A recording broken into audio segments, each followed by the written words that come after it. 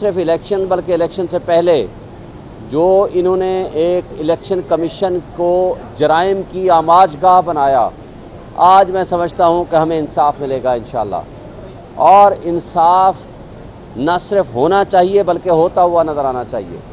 ये जो कहा जा रहा है कि जी पीटीआई ने इलेक्शन नहीं लड़ा, मुझे बताएं कि क्या हमने आज खुद इलेक्शन नहीं लड़ा? क्या हमने कहा कि हमें आज़ाद डिक्लेयर कर दिया जाए?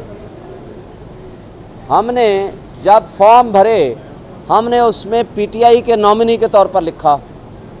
इलेक्शन कमीशन ने कहा नया इलेक्शन करा लो, हमने नया इलेक्शन करा दिया। नए इलेक्शन कराने के बावजूद उन्होंने हमें कहा कि नहीं जी आपका इलेक्शन दुरुस्त नहीं हुआ, आपसे इंतखाबी निशान वापस लिया जाता है।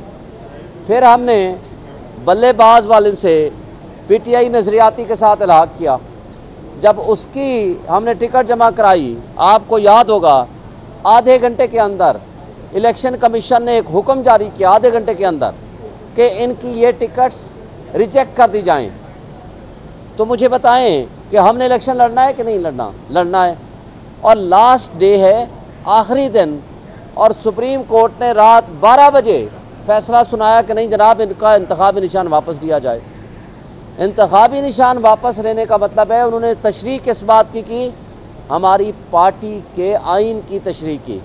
क्या पाकिस्तान का आइन बालातर है या पार्टी का आइन बालातर है? सुप्रीम कोर्ट के चीफ जस्टिस साहब की सरबराही में बेंच ने पाकिस्तान के आइन को पार्टी के आइन के ताबे कर दिया। फिर भी हमने इलेक्शन लड़ा, फिर भी हम 180 सीटें जीत गए। हमारे पास इंतखाबी निशान नहीं था, हमें इलेक्शन नहीं लड़ने दिया गया, हमारे लोगों को उठाया गया, FIR'ें कटी, बाशमूल मेरे पोलिंग एजेंट्स गिरफ्तार किए गए और हमारे पोलिंग एजेंट्स को उनके घरों पे छापे मारे गए, हमारे जो सपोर्टर्स थे उनके घरों में छापे मारे गए और लोगों को हरास किया गया।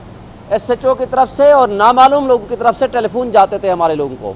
उसके बावजूद इस्लामाबाद की तीनों सीटें, मेरा हल्का ये वाला हल्का है जहां हम खड़े हैं, ये प्राइम मिनिस्टर हाउस के अंदर मेरी एक पोलिंग स्टेशन था जहां प्रेसिडेंसी, प्राइम मिनिस्टर और डिप्लोमेटिक इनक्लेव के लोगों ने वोट डाला और मैं बड़ी लीड से मैं वहां से भी जीता। और पूरे इस्लामाबाद शहर और देहात से मैं जीता हूँ।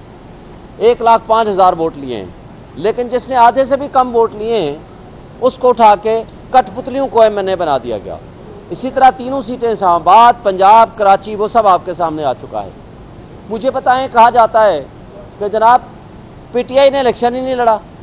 भाई हम तो इलेक्शन लड़ के जीत के आए हैं और हमारे खिलाफ जितनी साजिशें हुई हैं, नॉमिनेशन फॉर्म छीनने से लेकर नॉमिनेशन फॉर्म रिजेक्ट करने तक, और उसके बाद हमारे लोगों को अगवा किए जाने से लेकर हमारे सपोर्टर्स और पोलिंग एजेंट्स को गिरफ्तार और अगवा करने तक के तमाम सिलसिलों के बावजूद हम फॉर्म 45 के मुताबिक 180 सीटें जीत गए।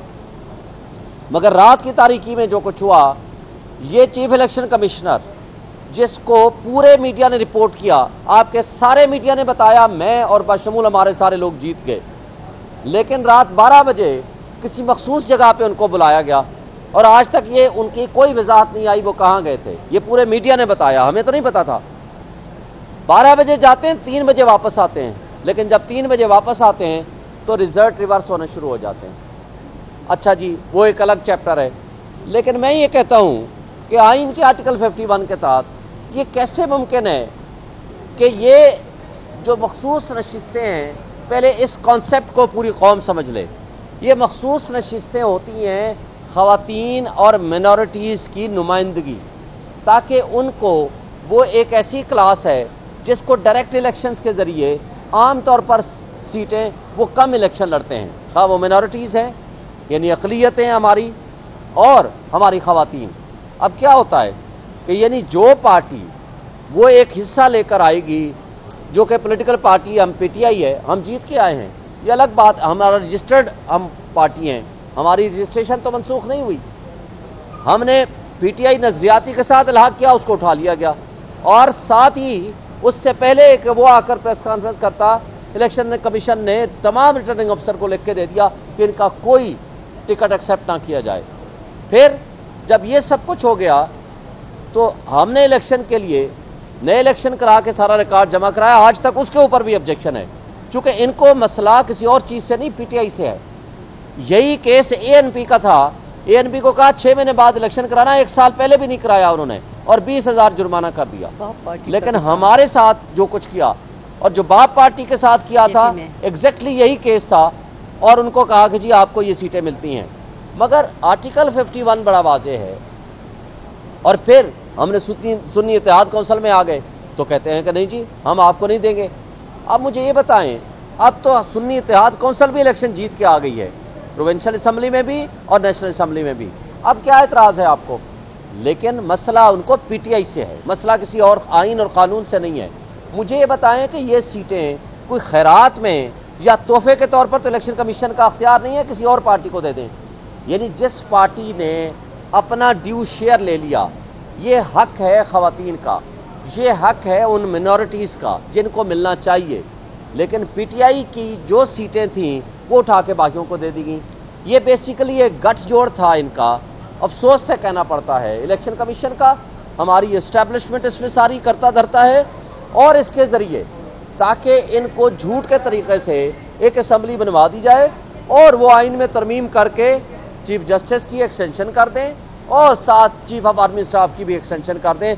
ये इनके पीछे साजिश है, और इस साजिश को पिछले कुछ दिनों से वो डिस्कस भी कर रहे हैं, बल्कि ये जजेस को लालच देने की कोशिश कर रहे हैं कि हम शायद आपकी उम्र बढ़ा दें अगर हमारे हक में फैसला कर दें। लेकिन जो कुछ हो रहा है ये ना आइनी है ना ये कानूनी है।